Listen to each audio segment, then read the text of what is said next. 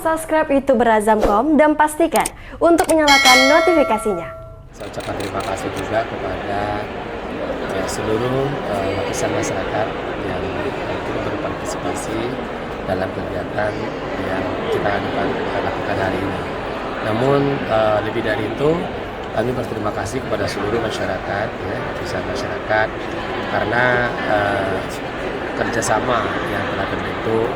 Yang tadi saya katakan, kami tidak bisa bekerja sendiri melayani masyarakat Pekanbaru sesuai dengan amanah yang kami terima.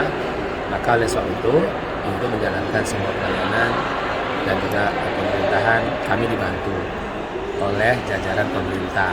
Ini kita sebut dengan umarok, ya, baik di jajaran pemerintah kota, pemerintah provinsi maupun juga pemerintah pusat, ya, melalui kantor-kantor kementerian vertikal yang ada di daerah. Nah, ini kan juga bagian dari kerjasama antar pemerintah.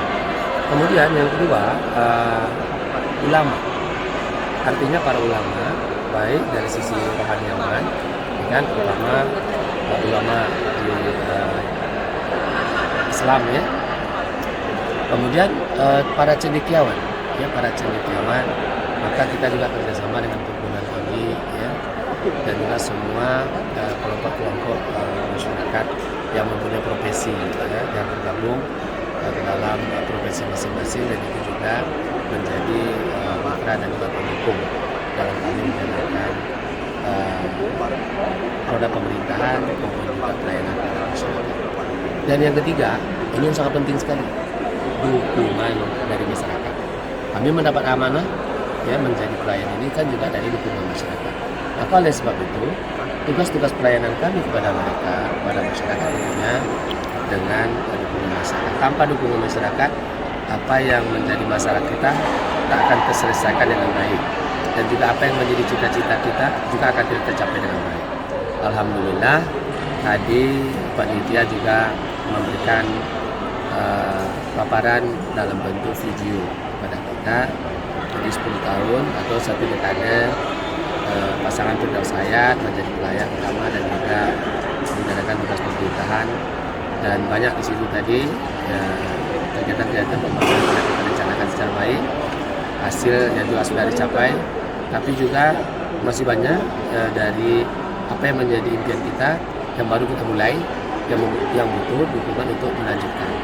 Maka oleh sebab itu, kami begitu juga dari pemerintahan sebelum kami, apa yang menjadi tugas dan tanggung jawab sebagai kepala daerah itu kami laksanakan. Jadi tadi kami sampaikan, prinsip kami di dalam melayani masyarakat Pekanbaru menjalankan tugas pemerintahan ada 3. Pertama, menyelesaikan persoalan kota, ya kan. Nah, terutama persoalan yang telah berakumulasi dan menumpuk, terutama di dalam kebijakan maupun juga dalam aspek keuangan dan juga. Nah, ini kita tidak memandang itu warisannya dari Bapak Sianu pada dia. Nah, jadi karena kami sudah diberi amanah duduk di situ dan juga memangku itu, maka itu menjadi tanggung jawab kami sebagai yang diberikan amanah. Alhamdulillah banyak sudah yang kita selesaikan. Kemudian juga yang kedua, apa yang menjadi kebutuhan masyarakat pada saat kami dalam perjalanan dalam 1 dekade ini. Ini kita juga usahakan dalam kebutuhan pelayanan pendidikan, pelayanan kesehatan, juga pergerakan ekonomi, baik UMKM maupun juga investasi, dan dalam berbagai pelayanan.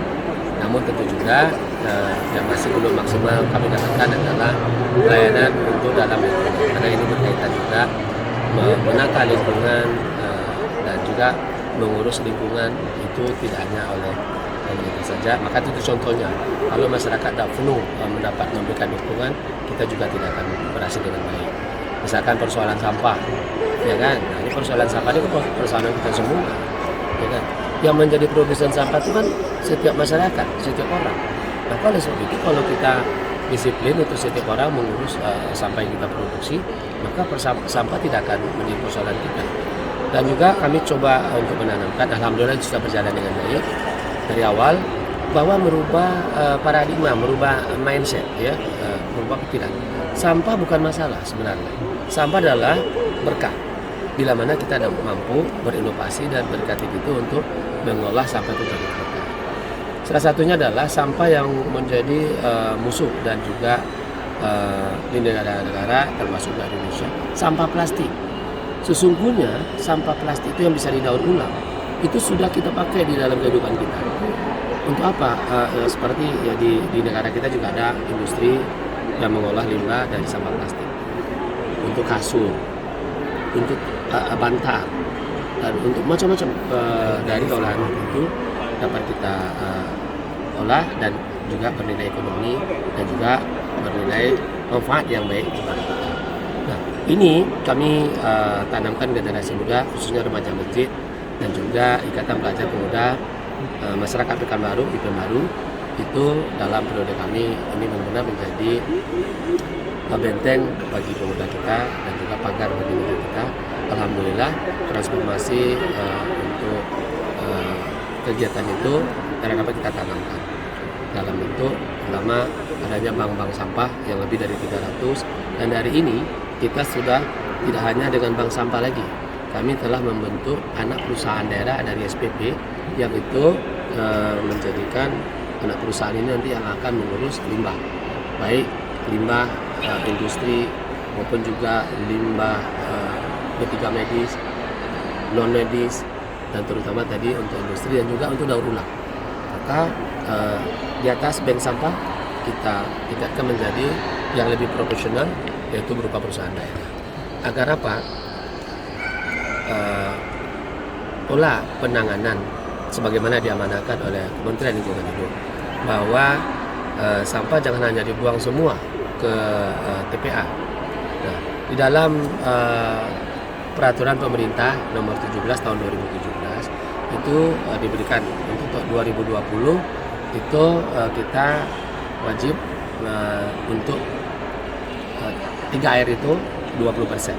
Nah, di Pekanbaru kita melaksanakan kegiatan 3R itu sudah di atas 23%, dan itu dari aplikasi yang ada di Kementerian LHK itu kita indikator-indikator dalam penanganan lingkungan khususnya sampah domestik itu bahkan kita menjadi yang terbaik dari 5 kota metropolitan baik yang ada di Sumatera maupun yang ada di Jawa.